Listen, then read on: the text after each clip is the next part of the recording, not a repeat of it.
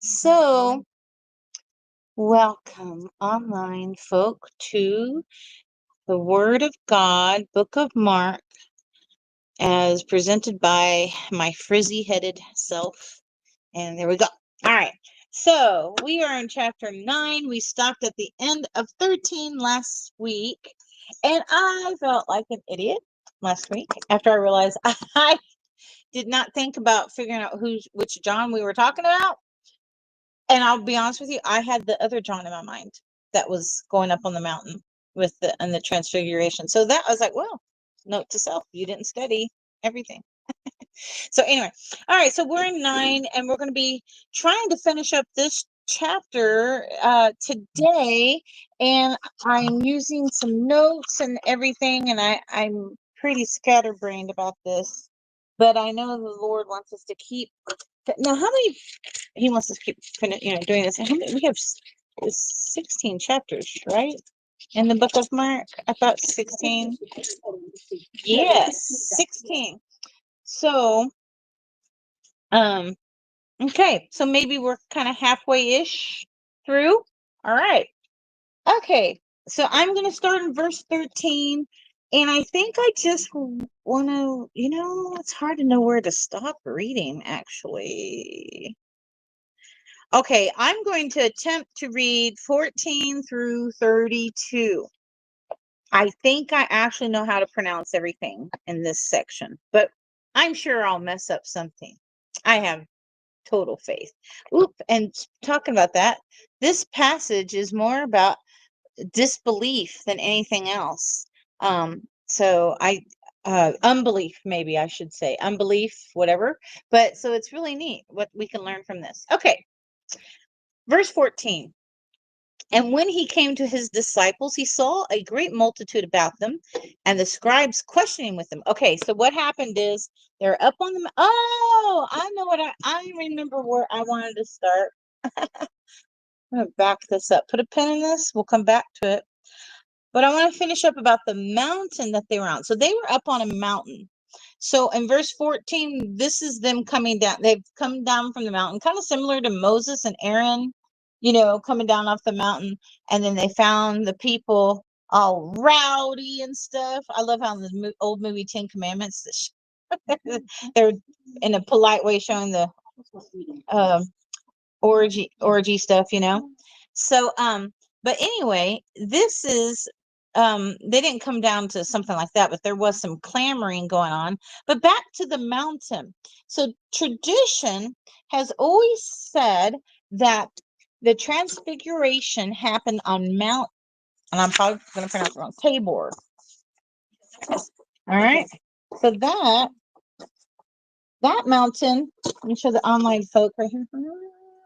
That mountain is right here, okay, down at the bottom, but this story is taking place here. So does that make sense? Because that's about a 70-mile. They don't have Uber, so they're going to be hoofing it. Okay, so that is point number one, that I don't believe that is the mountain where the transfiguration happened. Also, if you look, and it's always good to look in the Bible for the proof. So it's about 65 kilometers. I'm at, not quite 70 miles. All right. But if you look at Mark 8, verse 27. First of all, it tells us, and Jesus went out and his disciples into the towns of Caesarea Philippi. So they're north. They would not be down south.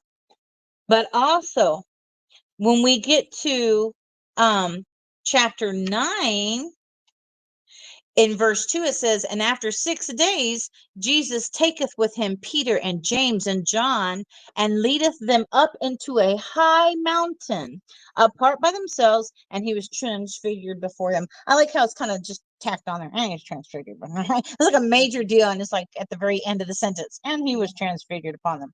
Well, here's the deal. Mount Tabor, first of all, it's too far south for them to logically be down there. Of course, we know God can teleport and stuff, and we see that in scripture where someone's not magically, but through the power of God, they're in a different place. Especially the most famous example is Philip. After he baptized the eunuch, he's like, boom, somewhere else. Which I thought always that'd be so cool. Anyway, but so not only we have that, but the Bible makes a point to tell us in chapter 8 that they were north. Okay. But here's the thing, Mount Tabor, it's only about 1,800 feet in elevation. So that's not, I mean, it's kind of high, but it's not high. So because Mount Hermon is actually physically about the height of Francis Peak right here. You know where Francis Peak is? Where the radar is on top? Okay, that's Francis Peak. That's about 9,500 elevation. However, add to them being below sea level, they have to go even higher than 9,000 feet. That would make sense that they went up to a high mountain. 1,800 feet. Yeah, it's still going to be kind of big because, Jerusalem's pretty low level, but it's not, that's a huge thing. That's a really big distance to be hiking. Just curious, where did you get that is it something like in the, what do you call it? I'm sorry, my brain just went blank on me. Well, she's asking a question. I'll ask it. Okay. Yeah, no, go ahead. No. Where did you get that it was done? It happened at Tabor. Is it in the? No, just there's some tradition that just out there that says it. Just like people say, traditions say, that the wise men were three kings, and they have one was from India. I can't stand that tradition. It's the stupidest thing, and it's not true at all. So we were making a point in our church there's nothing wrong with tradition, but make sure it's factual. Make sure we're basing our doctrine on what the Bible says, not tradition. And it's really easy to do. And I'm not slamming anybody because I've caught myself doing it. And I remember the first time I said to someone that saying, God won't give you anything more than you can't handle is purely demonic. Mm-hmm. And she's like, what? I've always taught my kids that it was true. I was like, no, it's demonic. He is going to give you hard things because he wants you to rely on him. And we have Job as an example. So, but we just, it's a little Christian saying. We see it on a little wooden sign or on a cross-stitch pillow. And then we kind of make it as doctrine, which, people call them like chicken soup for the soul, or sometimes it might be chicken droppings for the soul if we're not careful. Okay. So, that's not original me. I heard someone else say something about something else. Anyway, I don't know where tradition got that, but I'm just wanting to make sure to dispel it. Just like we made sure to dispel an Easter play. There's a big tradition in amongst, and I heard it in sermons of preachers I love and respect, say that Mary Magdalene was a prostitute. There is no scripture to support that. Yes, she had 7 devils, but there is no scripture to support that she was a woman of ill repute.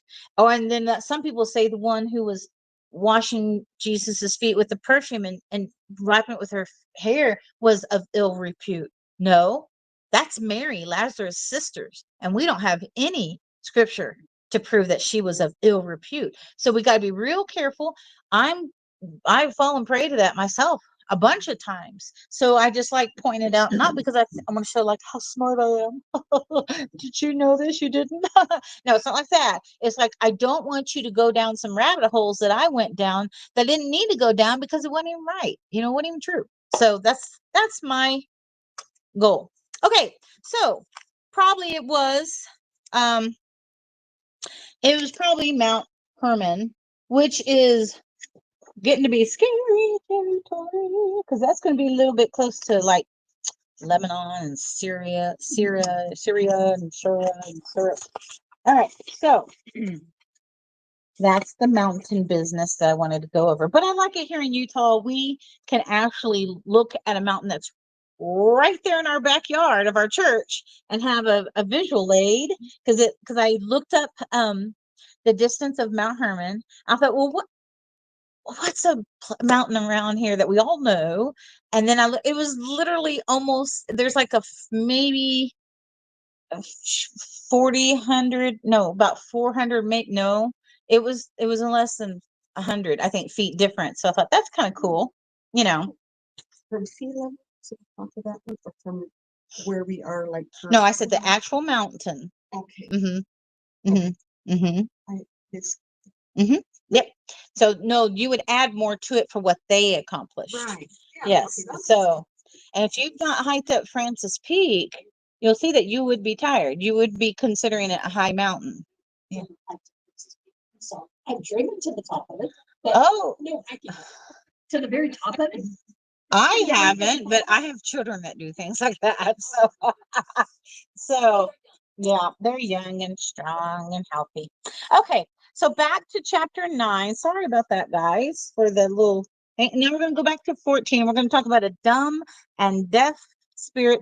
Please remember, this is old language, not dumb like he's stupid, but he can't speak. He's mute. Okay, we usually use the word mute now. And when he came, now we're in verse 14. And when he came to his disciples, he saw a great multitude about them, and the scribes questioning with them. And straightway, that's we say right away, all the people, when they beheld him, were greatly amazed, running to him, saluted him. And he asked the scribes, what question ye with them? So the scribes are stirring up trouble. Okay, this is what's going on. Now, some scribes are always associated with the Pharisees, and we know that lot tended to be just very against Jesus, but we also know that some Pharisees received Jesus, so we don't want to profile them, but yeah, some of them would have been really against Jesus. So these scribes were obviously against Jesus, because look how these Pharisees and scribes came from Jerusalem. Okay, they're up here, and they came from Jerusalem, which is, come on, eyeballs, work. Down below the sea. Yeah. It's about yeah. So it's going to be way down here. So it's about a 60 to 70 mile difference of space, and that's how much they wanted to be a problem for Jesus, as that they went there. And again, they don't have cars. We'd be there in 2 seconds, especially the way I drive. But they had to walk it. They're really bound and determined to be a problem for Jesus. Oh my goodness. I wouldn't have had the energy myself, but anyway. Verse 17. And one of the multitude answered and said, Master, I have brought unto thee my son, which hath a dumb spirit. Now this is the man.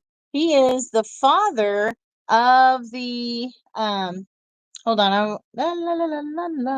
I'm trying to make it so I can.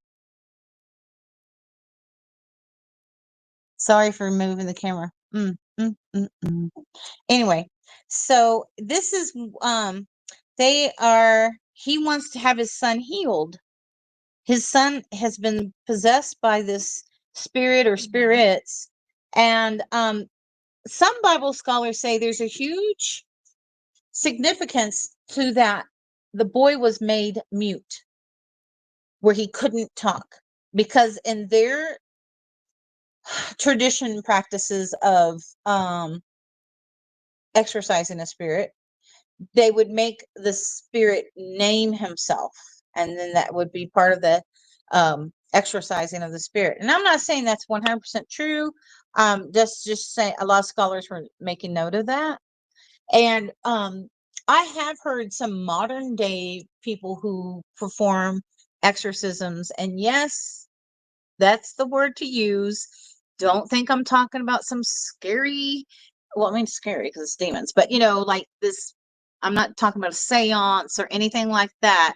And this is like, it's done in a room like this. There's no throwing of holy water. We're not of that faith. So, but I have heard one modern day exorcist say he would like, all in the power of Jesus in his name, by the way, never done in your own power. So he would have them say their job, what their job was, because a lot of times they're very focused on a task, like one was with alcoholism or things like that. So anyway, I thought that was interesting. Maybe there's some truth to it, because the Bible does make a point to say that this spirit was mute, and the boy was dumb. He could not talk, right? So how frustrating too, when this is your child and you can't communicate with them. That's just horrible. And okay, verse 18. And wheresoever he taketh him, he teareth him. The father is describing what the spirit does to the child. Okay, he teareth him, and he foameth from the mouth, and he gnasheth with his teeth, and pineth away. And I spake to thy disciples that they should cast him out, and they could not. I'm going to touch on some pride here. Okay. He answer him. So this is Jesus answering the dad, and saith, but he's talking to the dad, but I think he's also talking to the scribes, and I think he's also talking to his disciples. He's saying, "O faithless generation, how long shall I be with you? How long shall I suffer you? Bring him unto me." Again, he knows the answers to these questions. Okay. He's remember, he is 100% God, but he's also 100% man. And I think this is his humanity showing frustration. I have very little time with you guys. Could you please learn this and get it in your thick schools? Because I don't have much more time with you. Yeah. You think too, because I've heard this before, is that, like you said, he's talking to the people, but he's also talking to his disciples. Yeah. Because he said, hey, the dad said, I went to the disciples, but they could not.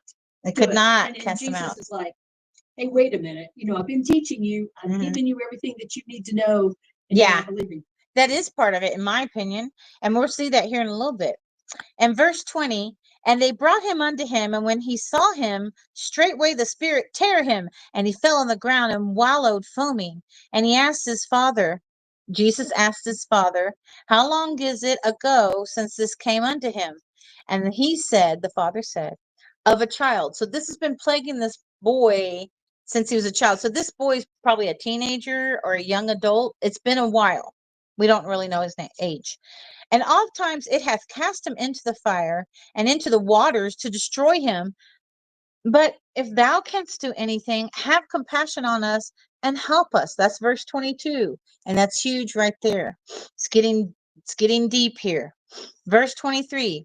Jesus said unto him, if thou canst believe, all things are possible to him that believeth. Hold on. Thank you.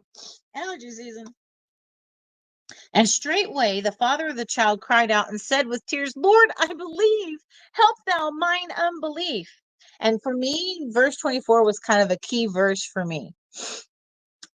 Verse 25, when Jesus saw that the people came running together, he rebuked. We went over that remember during the storm? He rebuked the foul spirit, saying unto him, thou dumb and deaf spirit, I charge thee, come out of him and enter no more into him. And the spirit cried, and it rent him. It's tearing up the kid, and sore, and came out of him. And he was as one dead, insomuch that many said, oh, he's dead. Verse 27, but Jesus took him by the hand and lifted him up, and he arose. And when he was come into the house, his disciples asked him privately, why could not we cast him out? Verse 29, and he said unto them, this kind can come forth by nothing but by prayer and fasting.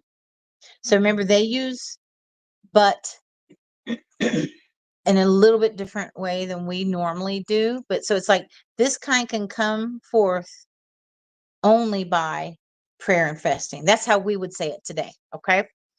And they departed thence and passed through Galilee, and he would not that any man should know of it. Again, another time where Jesus is like, let's not tell people. For 31, for he taught his disciples and said unto them, the Son of Man is delivered into the hands of men, and they shall kill him. And after that he is killed, he shall rise the third day. But they understood not the saying, and were afraid to ask him. Again, he has told them about what's coming up. Now, why don't they believe him? It's frustrating, but I don't know if I would have been one that would have believed him, because yeah, we see these examples of him delivering people, and he did raise people from the dead, Jairus's daughter, Lazarus, but also it's still a pretty phenomenal thing. It's not like, hey, I poured a glass of water, so it would be hard to believe and remember and all that other stuff. So anyway, let me there we go. Oopsie doodle, trying to do the overlay. Anyway, so there's stuff I want to go back and talk about. And y'all, if you have stuff to share, of course, go back there. But I love the help thou my unbelief. And because so if look how honest the dad is. And he's like, first of all, it's evident he has doubt, because he says in verse 22, but if thou canst do anything, have compassion on us. So he doesn't 100% have confidence that this could be healed. I don't know if he means that as a hit against Jesus' authority, or we've dealt with this so long. I just don't know if we'll ever have healing, but Jesus, of course, picks up on it and is like, well, he says in 23, if thou canst believe, all things are possible to him that believeth. And what he's meaning there is, if you'll believe on me, you're going to see good stuff, right? That's Julia paraphrased there, of course, but this verse gets misused a lot. Okay. This verse gets used with the word of faith movement, that if you you want something, you can claim it. And that's just not how God works. They're ripping it out of context, and they're kind of making it to where it's about them instead of about the power of God. Okay, we do have faith in God. That's all we do. He does everything else, right? So be careful of teachings that tell you to find a verse in the Bible and claim it and proclaim it and stuff like that. The fruit of the Spirit, do you remember all of those? I mean, we don't have to rattle them off right now. None of them say speak into existence. And God can speak into existence. That's why we're here. But none of the fruit of the Spirit says that. So if teaching tells you, if you do this, you can do this, and this that they talk about is not listed as fruit of the Spirit, stop that teaching. Okay. So people, if they say you're going to do this, if you reach this level of faith, and they won't tell you it like that in that language. They won't say if you believe enough to this level, you'll have this. They just say if you believe enough, because when you ask them, how come it's not working? Well, that's on you. You don't have enough faith. Okay. They always put it back on you. Just be very wary of these kind of teachings, because they do sneak into our mainstream teachings, and some of our fun speakers that we love to listen to or read books that they've written. They have a great way of storytelling, and we like reading them. But make sure if they say something, do what now? Make sure they're grounded. And if you're not grounded, maybe not read them. So only stick with authors that maybe the pastors can recommend to you or something like that, because it is tricky sometimes. Discerning means not just knowing right from wrong. That's easy. If someone tells you it's nighttime outside, but it's shining brightly, that's wrong. Discernment is hard, because it's from telling right from what really looks like it could be right. And that's much harder. And that's how Satan works.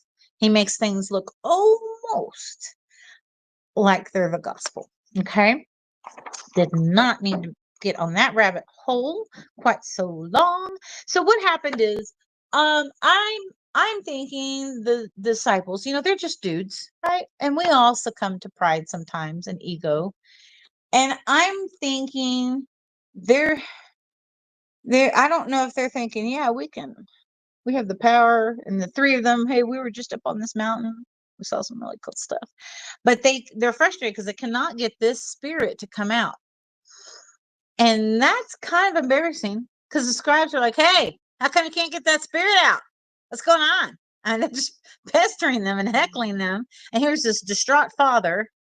So they feel horrible because, I mean, even if they are succumbing to some pride, they generally want to help people. They want to, no one wants to see this young person just so tormented and not help them. None of us would enjoy watching that.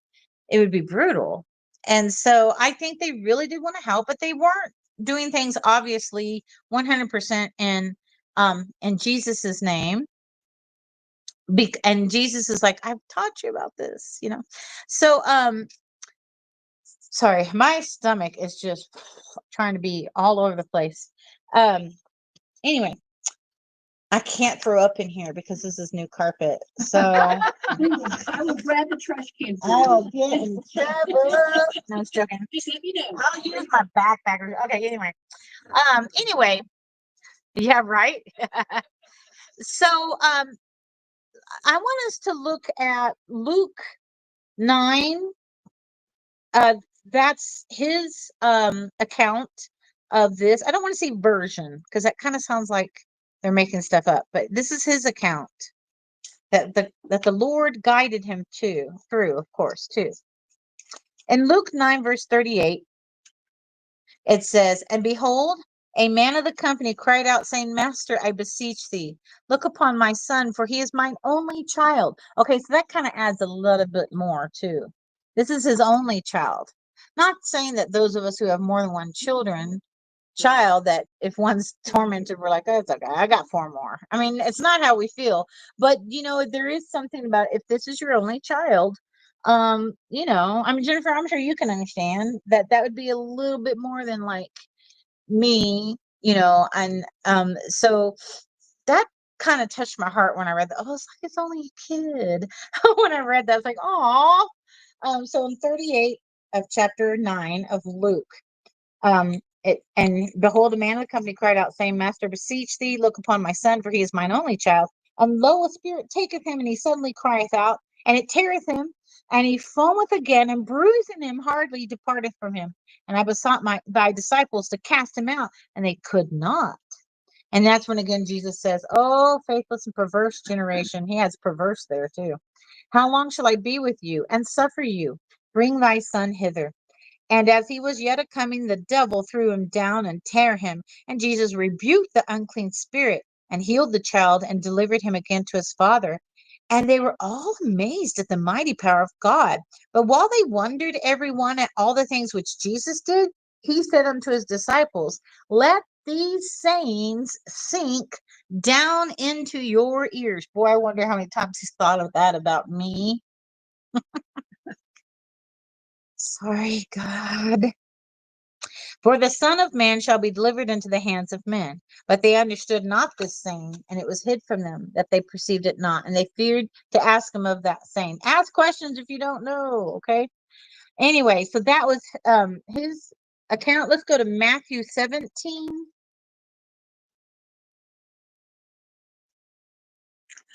Our internet's slow in this room.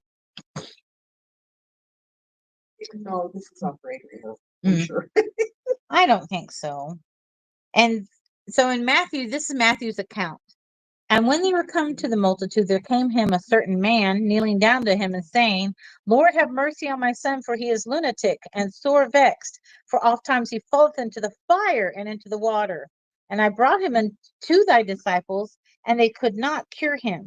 And then Jesus answered and said, O faithless and perverse generation, how long shall I be with you? How long shall I suffer you? Bring him hither to me. And Jesus rebuked the devil, and he departed out of them. And the child was cured from that very hour.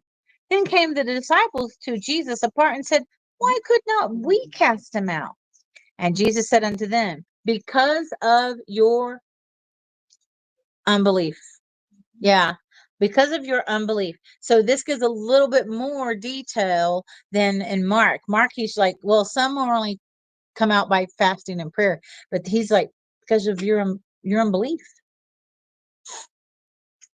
For verily I say unto you, if ye have faith as a grain of mustard seed, ye shall say unto this mountain, remove hence to yonder place, and it shall remove, and nothing shall be impossible to you. Of course, he's talking about the faith that you would have. He's not saying you're going to go tell a mountain to move, right?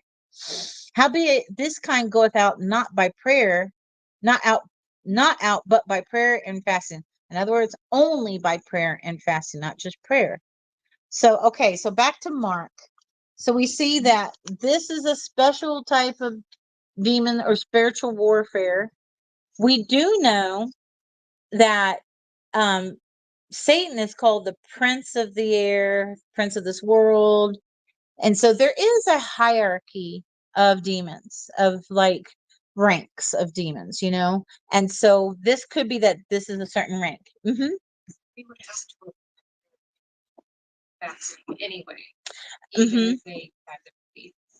So I think if the point is, if they had the belief, they would have known to do the prayer and fasting. So because I believe he's already. I have to do my homework. I don't know this. I believe he's already instructed them on these things, and so I think that's why he's frustrated. But I don't know that for sure. They should know. They should know. And then I think about things I should know and I don't. You know what I'm saying? Okay. So I don't want to keep beating this to a dead horse, but if you'll just be honest to God, not honest to God like we said, but if you'll be honest with God in your prayer time with Him, and if you are having an unbelief in a situation, this is something this past within the past year, and maybe not this calendar year, but within the past year, I've had to just say to Him, I know you can do all these things. I'm just struggling and believing that they will happen.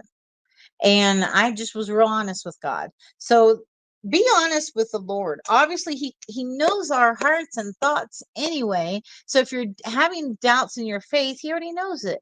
But it means something that you come to Him and then be like the dad and cry, help me with my unbelief.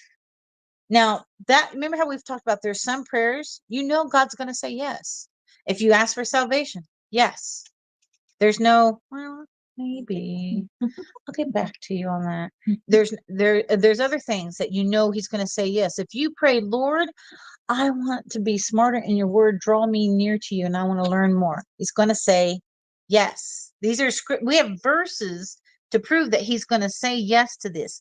Here's another one. If you cry out to Him and say, help me with my unbelief, He's going to say yes, because His whole goal, the whole reason why we have this, the whole reason why Jesus came to the earth and died a horrible death and conquered death was that we could have faith and belief in God and be with Him for all eternity. So He's going to want you to not have your unbelief. And I personally have done this. I doubted my salvation for years, and it was brutal. And sometimes it wasn't as bad as others. Like if I was really into the word and regular with my reading times and everything, I noticed the doubt. It was heavy. It was like dark, just weighing on you. And then finally, it dawned on me, God wants me saved more than anybody else because He paid the price for it.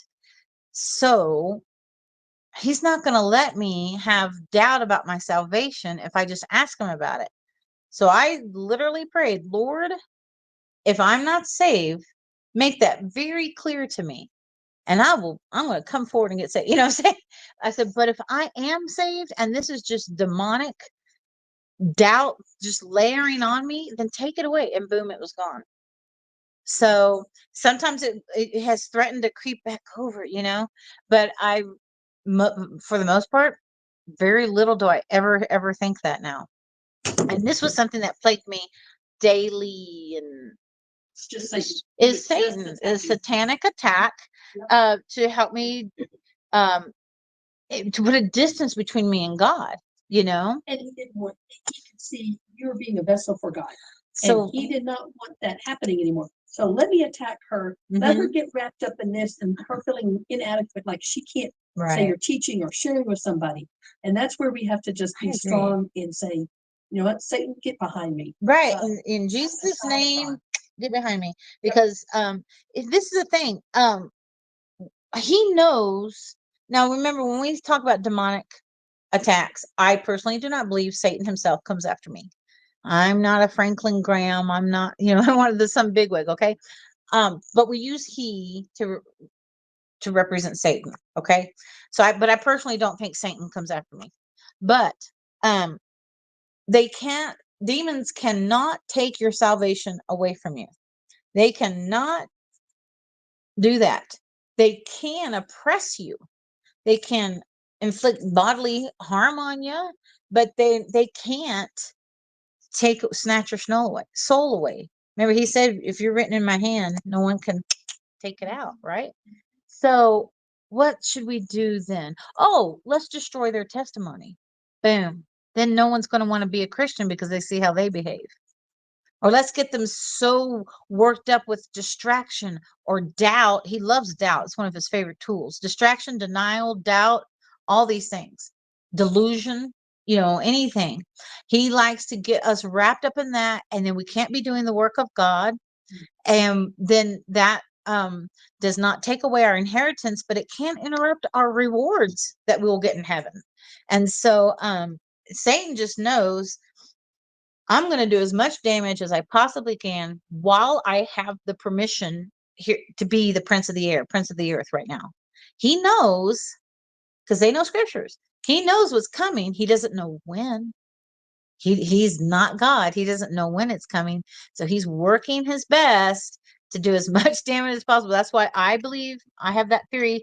I think he's had an antichrist ready to go at every moment in history, because he doesn't know exactly when God's going to tell Jesus to go get your, children and stuff. So I think he's always had an antichrist ready to go. And it makes me wonder if some of the horrible people we've had in history, maybe they are. I don't know. But no, they wouldn't have been of the right, because the Bible tells you a little bit more about who the Antichrist will be. And we know that they're gonna have to have certain things, but I do think he's had people ready to go. And one of the things, remember, he's no longer trying to destroy the bloodline anymore, like before the flood. That was probably like one of his favorite tactics, in my opinion, because obviously it was working. I mean, Noah was the only one that had a pure bloodline. Come on, y'all. So that was a pretty effective tactic. So he switched to other tactics. If you listen to some of the sermons that pastors had about Satan's strategies and stuff, they're good. And some of this is I had studied too. One time I was writing a play with a character. I never did do the play because it was a little bit darker than we can go with what we do for our plays. But it showed people just being bound and literally going to have the characters in chains. And one woman, her chains were brought there by curiosity. I was looking for the world's best religion. I was looking for the best way to have peace. I was looking for this, and it got me into this. And Satan trapped her and bound her in chains. So I forgot where I was going with that. But anyway, so sorry. Anyway, our armor. Gail, good job for bringing me back. Yes. We have to have our spiritual armor on. I sometimes forget. So that is Ephesians 6, if you're curious. I've been meaning to write myself. My notes make sense to me. I don't know if they make sense to anybody else, but I thought about making myself some kind of graphic that I could put on my computer. I work at my computer, not that I'm looking up porn or anything on the computer. Okay, I'm sitting there a lot. That's what I mean. I thought that makes sense. I just sit at the computer scrolling through porn. But it's a tactic that Satan uses to distract us, so I shouldn't laugh at it. But anyway, Ephesians 6, if y'all get there, read it for me, because my Bible's not turning. Obey your parents in the Lord. Yeah, is it 6 like 12? Yeah, 6, 12, 11 and 12.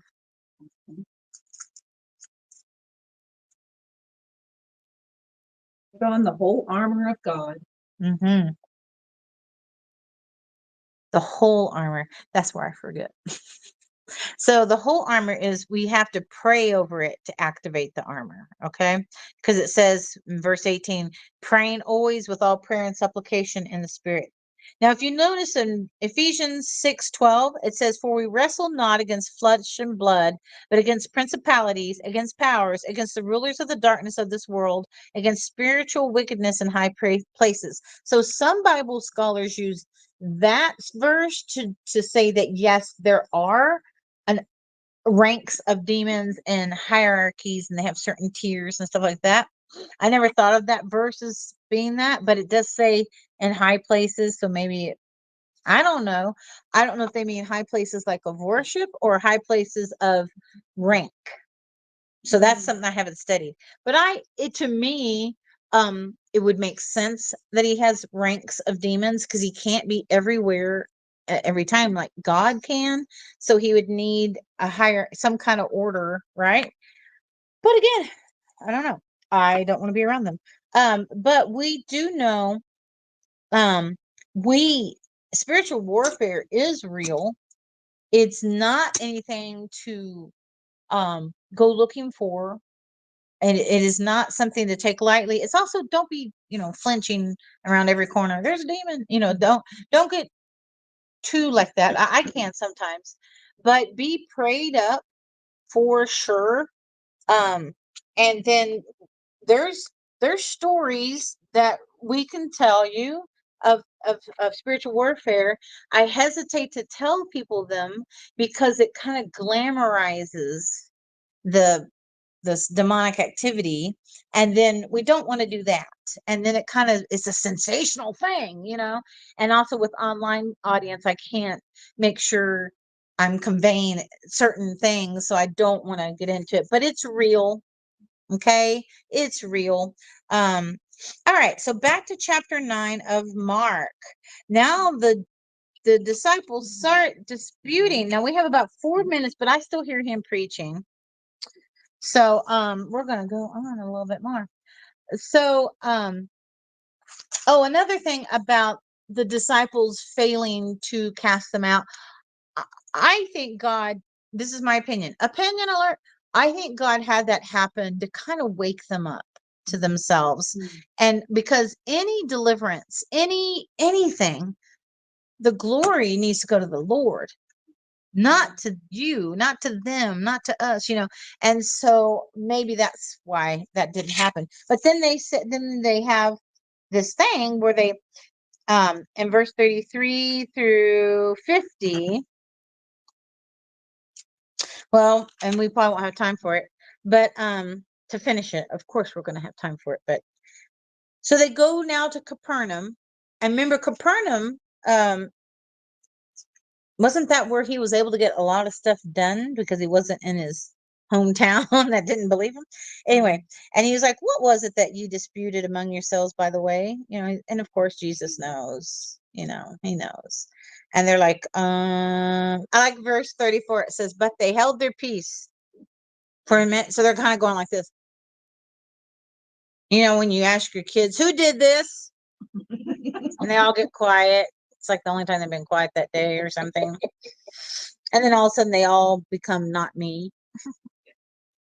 Anyway, and he can't, but they held their peace, for by the way they had disputed amongst themselves who should be the greatest. Okay, that's full on pride. Okay, yeah, there's no trying to help people. That's full on pride. It's well, it is praise of man, and you know what?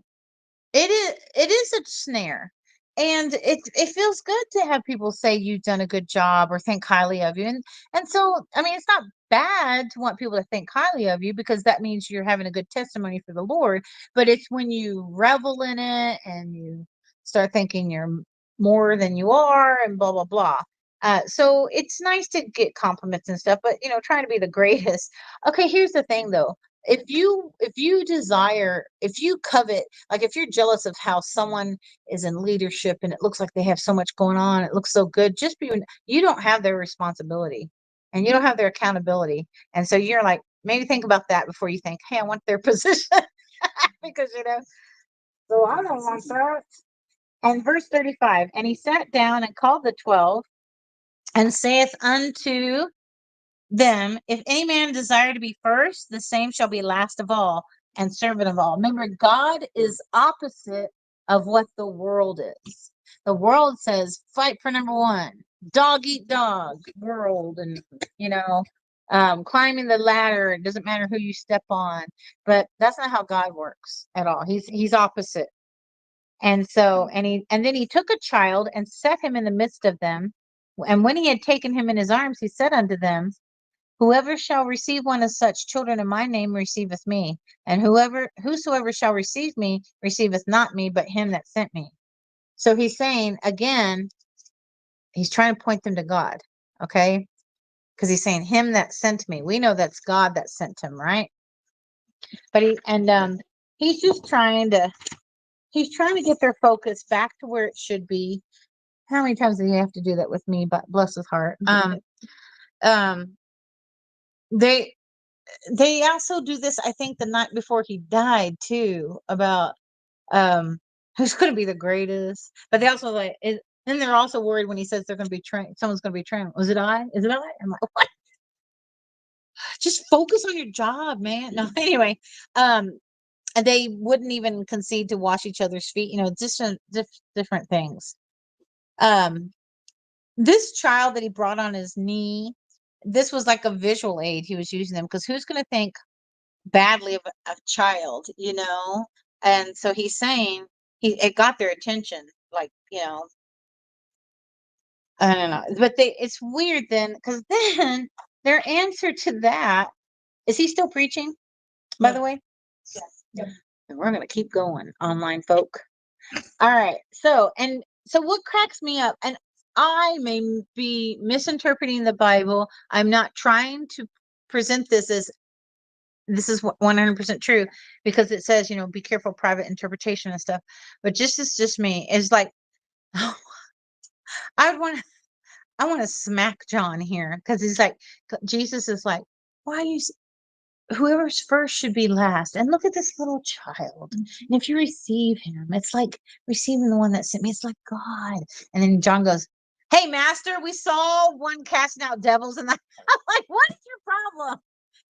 It's like, I don't know if he's like trying to distract or like, okay. But it's obviously the pride is still here, in my opinion, because in verse 38, it says of Mark 9, and Jesus answered him, saying, Master, we saw one casting out devils in thy name, and he followeth not us. And we forbade him, because he followeth not us. And Jesus is like, dude, okay, no. And so I think it hurt their pride. That guy is not one of us, but he was able to cast this. We couldn't cast this guy's spirit out in front of the scribes, and we're one of the 12, and I've even been up on the mountain. So I do think there was some strikes to the pride, the human pride here. Okay. And Jesus said in verse 39, forbid him not, for there is no man which shall do a miracle in my name that can lightly speak evil of me. For he that is not against us is on our part. For whosoever shall give you a cup of water to drink in my name, because ye belong to Christ, verily I say unto you, he shall not lose his reward. So this is what I learned from this for me to apply. I'm not saying you should apply this, okay? So it does bother me that we have preachers out there who don't preach 100% accurate doctrine. And about 3 or 4 years ago, it was just eating me alive. And I wanted to make like a YouTube video, so like all of my one followers could listen to my opinion about how you need to stay away from these modern day false preachers and blah blah blah. And I thought, who am I, right? And now I'm really glad, because I see this verse, and that I'm not saying they should keep saying false doctrine, but some of the stuff they're teaching is accurate, and the Lord can use that. And the stuff where they're messing up, God can handle that. Okay. Now, if you tell me I've been listening to the teachings of blah, blah, blah, and if it's one of my names that I have a problem with, I'm probably going to say, oh, good. Just be a little careful, about some things on this and this and that. Okay. But now there's some flat out like, yeah, don't listen to them, don't read their books. But there's no need for me to make a big video about it and get puffed up in my knowledge and my opinion. So I'm glad I didn't do that video after all. I have all these ideas for videos, but I lack the energy and the perseverance to do any of them. Praise God, because they have kept me from making. I'm so glad in my 20s YouTube did not exist. I would be trying to destroy all evidence of my stupidity. Oh my God, right now. See, I mean, some of these people that post things, I'm like, 10 years from now, your kids are going to see that. Okay. So have fun with that conversation.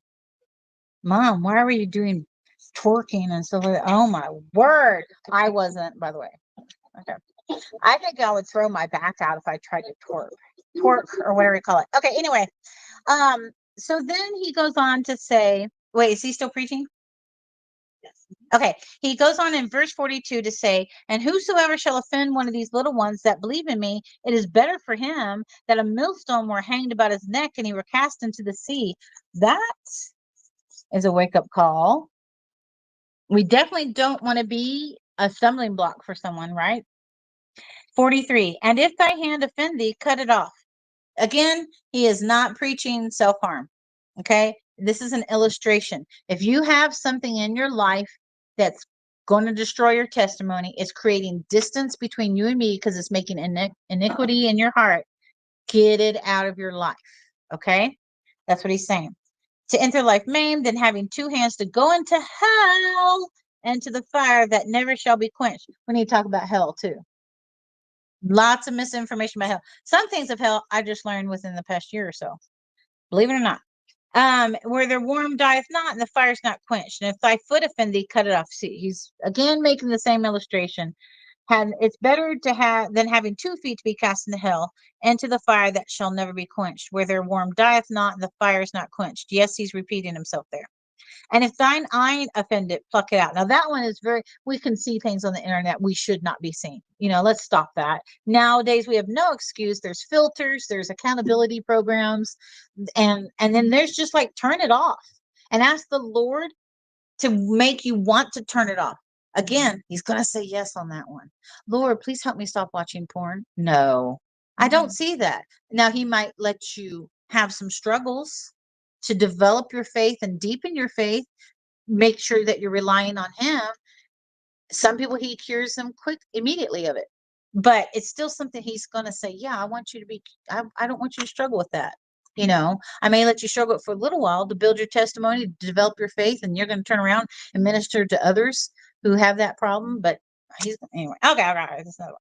All right, I get so distracted. Verse 49, for everyone shall be salted with fire, and every sacrifice shall be salted with salt. So be salty. But nowadays we mean that in a different way. But we should be salty. Verse 50, salt is good. My mom threatened to buy me a cow lick when I was in high school. But if the salt have lost his saltness, wherewith will ye season it? Have salt in yourselves and have peace with one with another. Okay, today's salt, we don't lose the saltness because of preservatives and stuff. But back then they would have lost the salt. Okay, so it would have lost its seasoning, its ability to and things. We forget that because we're used to modern day salt, and we're surrounded by salt. Right here. Have you ever been to Salt Lake? It's nasty. Anyway, hey, if Christy's watching, you want to go to Salt Lake City? I told you there's bugs. But anyway, so have salt in yourselves and have peace one another. So he's real quickly, is he still preaching? Yeah. Praise God, because I needed to make sure you know something I learned. I just learned this, okay? Within the past year. Linda, I don't know if it was this year or not. Of Bible Institute, maybe it was last year. Hell and lake of fire are 2 different things. Okay, it was it last year. Okay, so that's something I always use interchangeably as a synonym. Never thought about it, but and I can show you. Let's go to Revelation. It will not take long. Let me make sure I tell you the right one first. Okay, Revelation 20, verse 14.